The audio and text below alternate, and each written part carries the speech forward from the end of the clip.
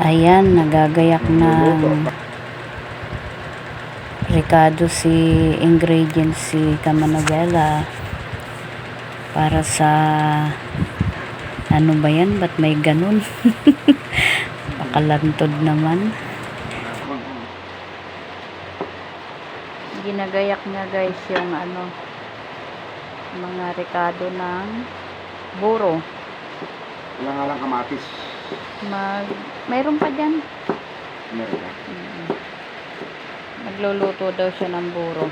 Ipakita ko sa inyo yung burong lulutuin niya. Ito yung buro niya guys. Yan o. Sariling gawa. Yan yung lulutuin niya.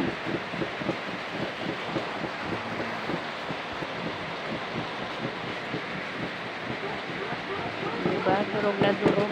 Kailangan ba durog na durog yung ano? Bawang.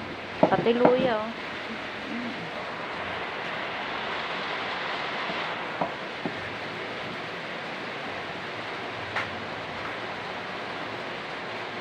Kunin natin kamatis.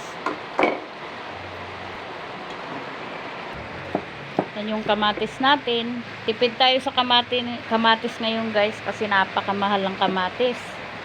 Pati ng sili. Mahal ang bilihin ngayon. Ayan. Kikita nyo to. Sili 3, 10. Sa palengke ngayon. Tapos yung talong na iihawin natin ay piprituhin 3 piraso 36. Diba mga mamshi? Mahal lang ano ngayon. 12 isa. Mahal ng talong. Maliliit lang siya. Yan lang siya oh.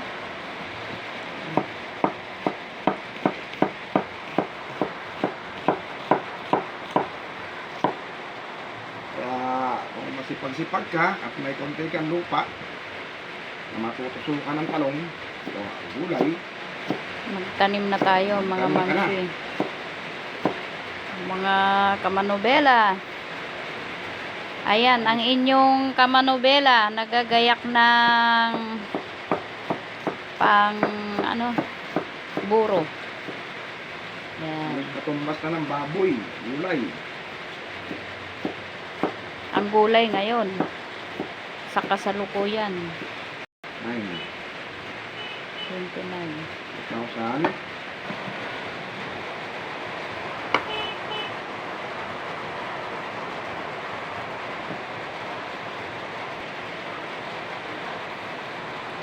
Yung talong piprito natin yan para pang sausaw sa pang partner sa ano, buro.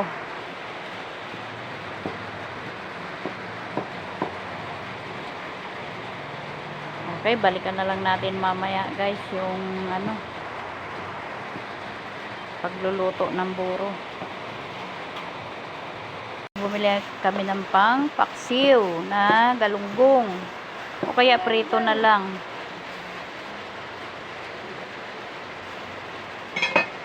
Yan, galunggong pang prito, ang partner sa lulutuin ni Honey Pie na ano, na ano, anong tawag dito? Buro. Bawang, luya, sibuyas, kamatis, sinama ko ng sili. At ayan mga mamshi, niluluto ni Kamanobela yung buro. Ginisa niya na yung mga ingredients at ilalagay niya na yung buro na ginawa niya. Ayan.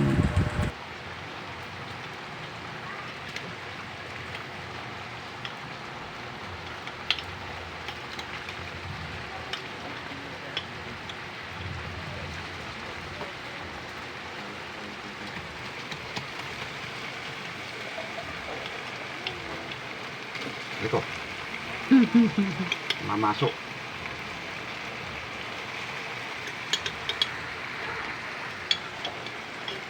mga kapitbahay ko dyan. Asintabi sa inyo.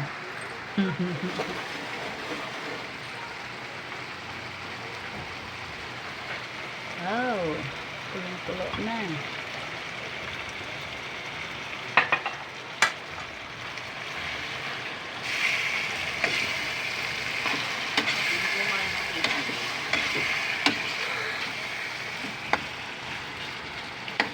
Ibuo tayong talapia.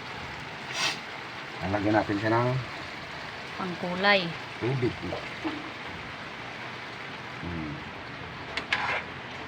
Ayan ang pampalambot natin.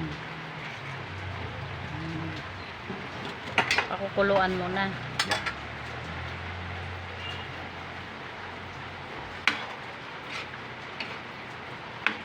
Okay, balikan na lang natin mamaya.